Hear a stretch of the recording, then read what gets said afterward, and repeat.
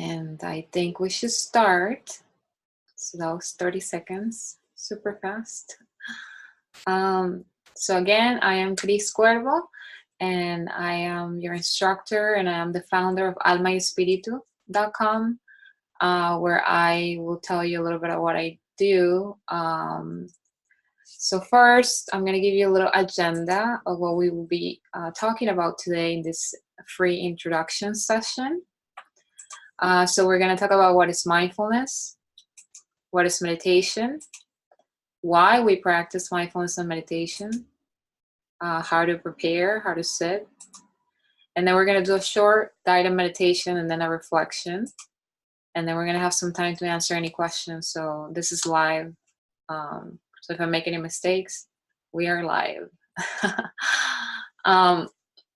So before we get started, I want to invite you to take a deep breath with me. And then when we do this deep breath, we take that air in.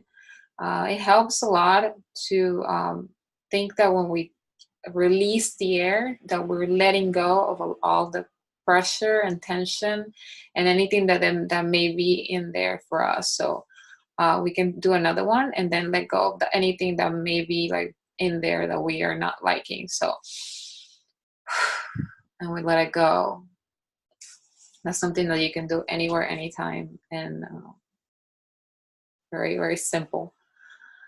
So let's get started. So what is mindfulness? And I didn't tell you much about myself. So I teach. I've been teaching for almost 2 years online and in person doing workshops. I just finished my master's degree in mindfulness. And this is, I used to be in the corporate world where I was mainly in sales and just like in the part behind the scenes and TV, just doing like operations and things like that. And I loved what I do. However, I didn't have tools to cope with the stress of life, my personal life, and the pressures of being a woman, of being a Latina, or of trying to succeed and getting the American dream.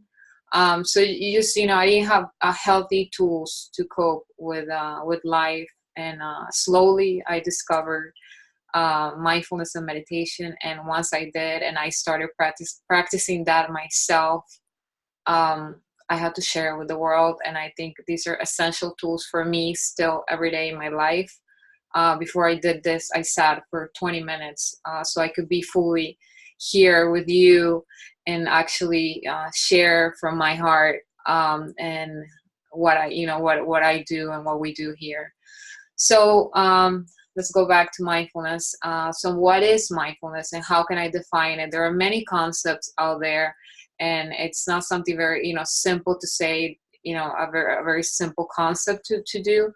It can be very simple to practice, but it takes time. So what does it mean? It means to pay attention to what's happening in the present moment, in your mind, in your body, and your environment. It's that attitude of curiosity and kindness. So a good example are children or pets. They live very mindful. They experience things as they are in front of them. So mindfulness is just that experience that you may have when you travel and you go to a new place, and and you have this you have this sense of curiosity of seeing this new place and trying new food. So that intentional attitude is something that we can bring into our lives every day. It takes time to make it our default mode, but we can do it. It's something that we can do all the time. And I'm always reminding myself to, okay, let's be mindful. And in this, all the classes that I teach and all the things that I do, we learn through different types of meditations and exercises and reflections.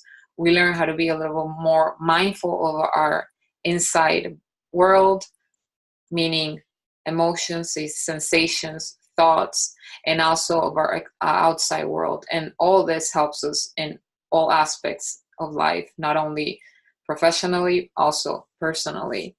And as something that I practice. So meditation is basically training our minds to be mindful, or to be more compassionate, or to be more kind. To meditation is what you do to train our minds and to learn about ourselves. So in meditation, we learn about our mind, about our body, and we also, it's a place where you find comfort, safety, and just tranquility. So it's this tool that you will have, and that you have with you anywhere you go, that will help you get through. In resilience work, mindfulness is key, and meditation also. So you practice both things at the same time. When you're doing resilience work, which is something that a lot of people ask about. If you have questions, you can write them down, and remember to ask me at the end of the session. So training our minds and this is another way to explain it, an easy way to see it. So we basically train our minds to go from doing to being. What do I mean by doing? When we are doing, which is here on my right, I think probably your left. When we're doing, we're usually on the past or the future. We're very, we conceptualize the things that we experience. We have a lot of narratives. We evaluate. So let's say I am in a meeting, and the whole meeting, I think I'm listening to the other people talk, but there's a lot of narrative in my, that voice that we all have in our heads that sometimes we're not very aware of. Our narratives inside keep us from actually being in the meeting, because at times the voice or the narratives or the evaluations that we're doing in our heads, like I like what he's saying, I think I agree, are in regards to what's happening.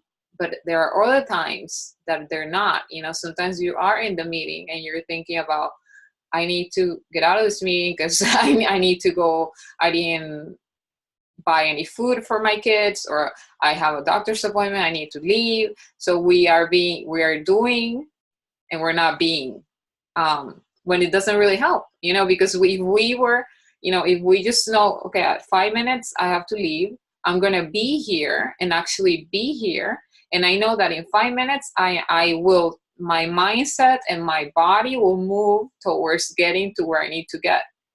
But what happens is that we haven't left, and the 5 minutes we're planning on how we're going to leave, and we completely disconnect from what is happening in front of us. So I'm not going to go into a lot of detail about this unless you have questions at the end.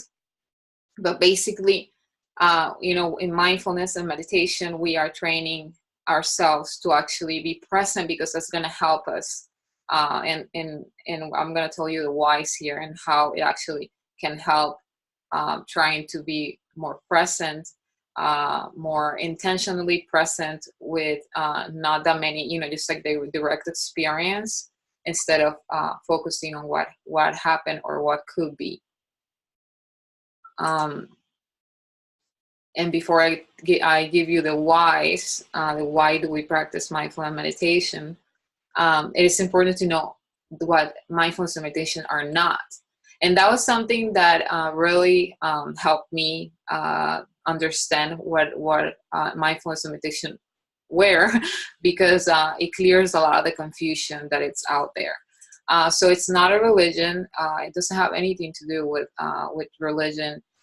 It's a tool, as I said from the beginning. It's something that you practice to help you in your everyday life. It doesn't. It's not like prayer. It's something that you are not looking up to something. You're working with yourself. You're developing tools within yourself. So a lot of emotional intelligence, if you heard of that concept. So you're working with emotions and learning how to deal with those emotions. So mindfulness is a very important tool in this process of learning how to be an emotionally intelligent person, which is something that is one of the top things that employers and people are looking for in professionals today. It's not a special ability. You don't have to be have any type of special ability to do it. It's not going to require a lot of time. Mindfulness can be just taking a deep breath before you go into a meeting. Just taking, just doing mindful breathing for a minute before or after you have an important anything, something that you have to do.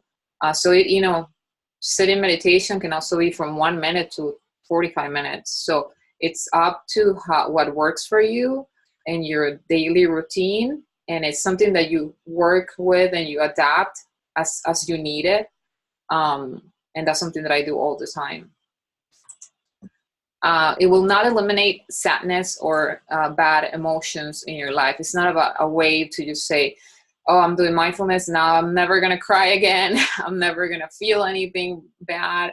No, it's completely not that. It's we are working to, and when I talked about resilience, so you have tools to see if there's grief, if there is anger, if there is fear. You are able to separate yourself from the emotion, so it doesn't take over you.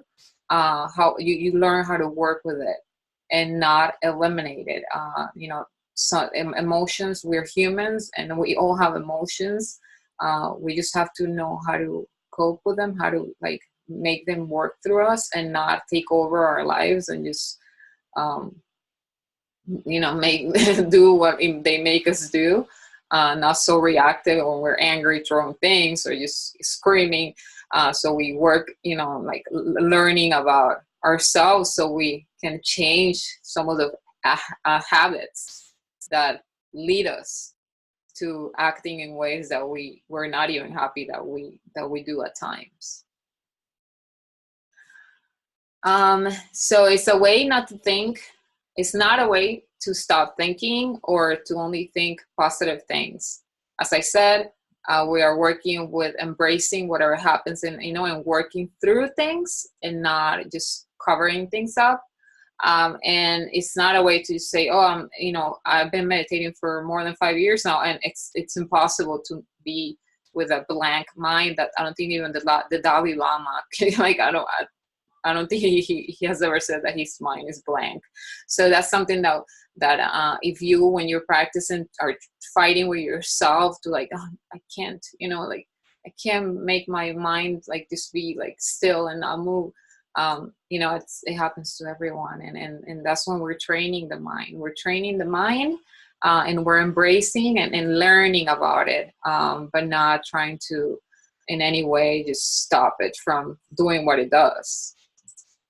It's something that it's not something that is going to make you renounce from your personal opinions, from your passions, from your goals. It will also not make you give up on being, having fun and dancing and having a drink and just having however fun you define fun. It's not either. It's not that. It's a tool, and instead, with the positive emotions or the emotions that we like, it actually helps us be more present with them and enjoy them more. When we know we're having this is a joyful moment, we are more present. And sometimes when we are in these really, really good moments, we start fighting inside because we don't want them to end. So with mindfulness, you learn that, I want to be here and I want to enjoy it. And I know it's going to end, but I do, I want to keep engaging. So the why that I was talking about earlier, and let's take another deep breath, because I know it might be all this stuff is new for you. So let's take another deep breath.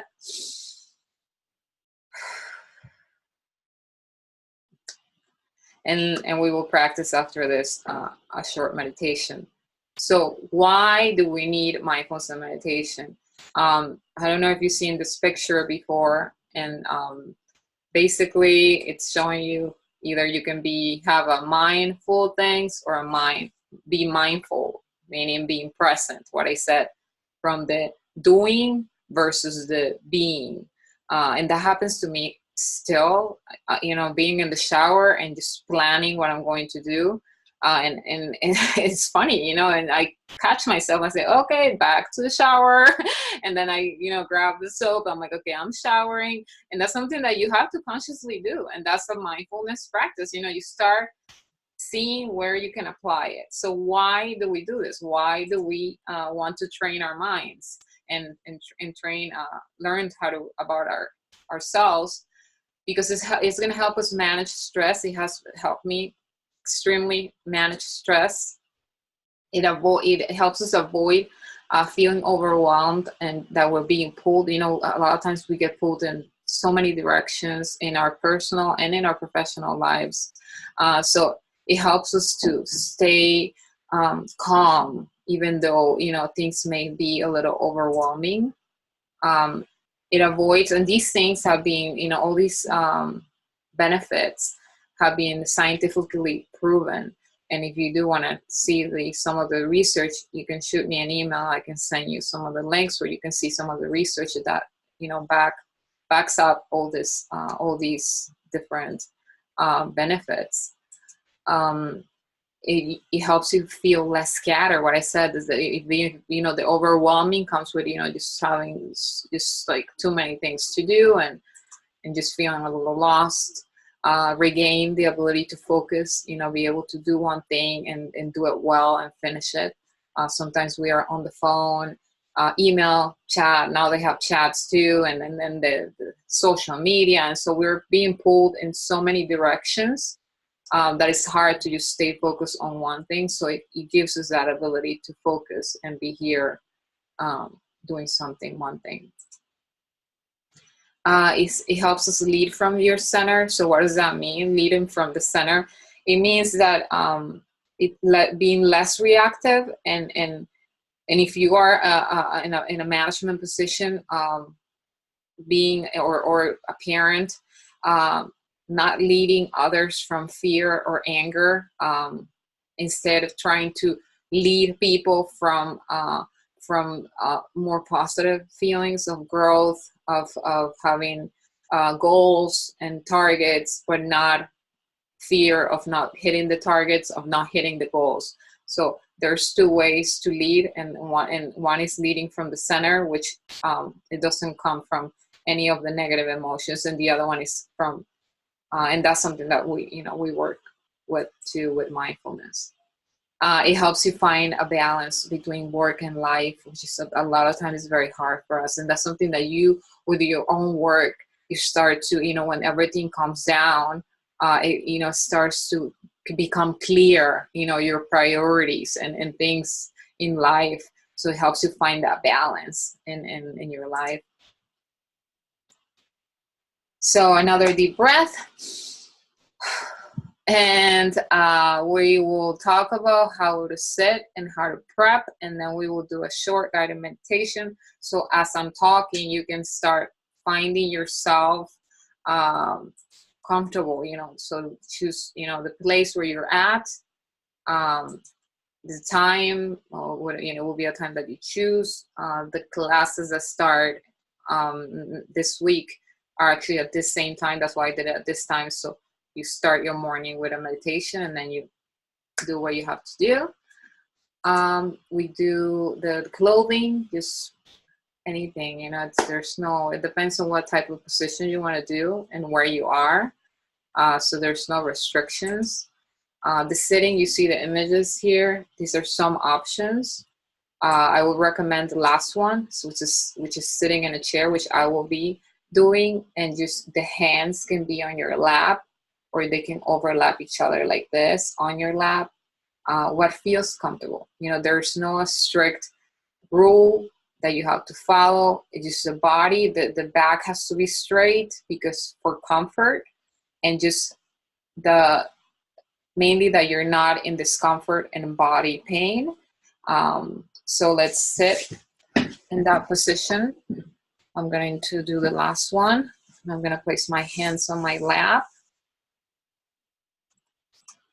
And I will turn off my camera for the guided meditation, which is going to be just a few minutes. So I invite you to take another deep breath with me. Inhale and exhale. And if you feel that you need to take another one, go ahead and do so. And just let go of any tension that you may have in your shoulders or your belly or even in your face. Sometimes in our jaw or our eyebrows, we tend to have some tension there.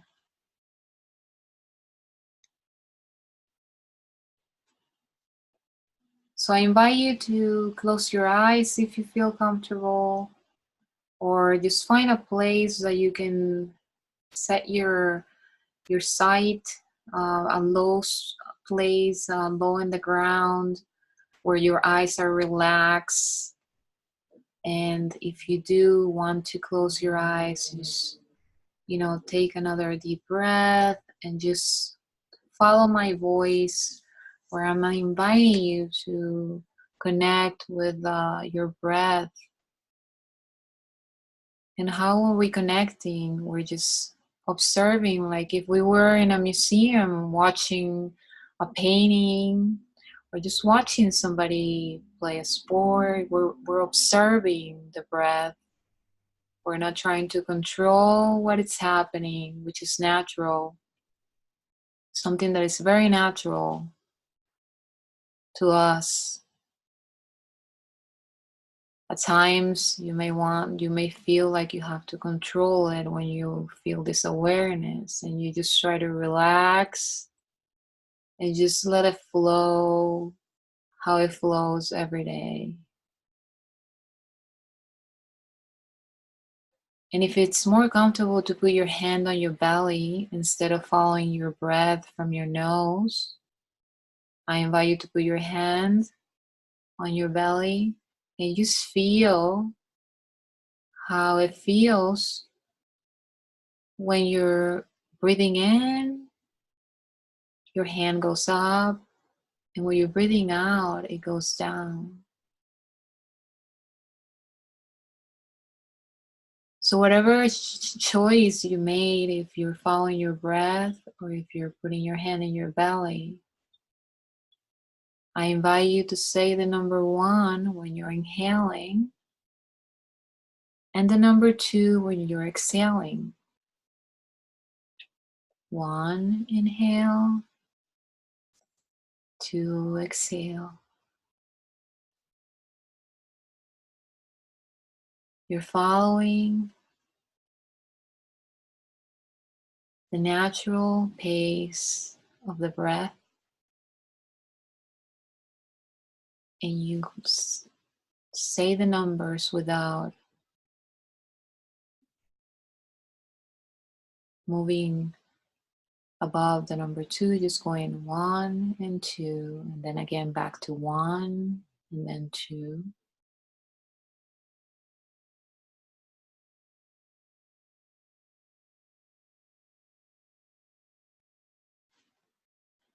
If you feel distracted, that's normal. Just go back to the 1 and 2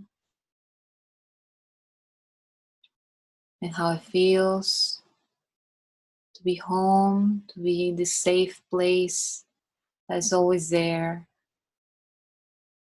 to remind you that calmness is within you all the time. I invite you to take a deep breath with me. And when you're ready, open your eyes. If you closed your eyes, come back to here where we are in this online world.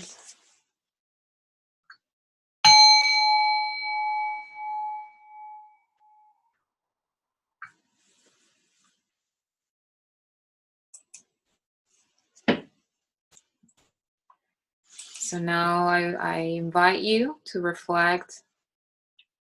You can write it down or you can just say it to yourself. How do you feel right now? How does your body feel? How does your mind feel? Probably feels a little more calm.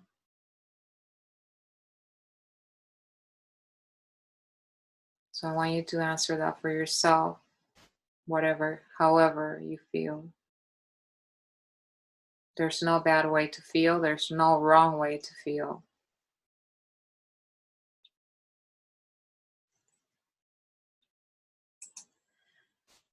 So if this feeling is something that you want to make it part of your daily routine, what can you do to have this in your life more often?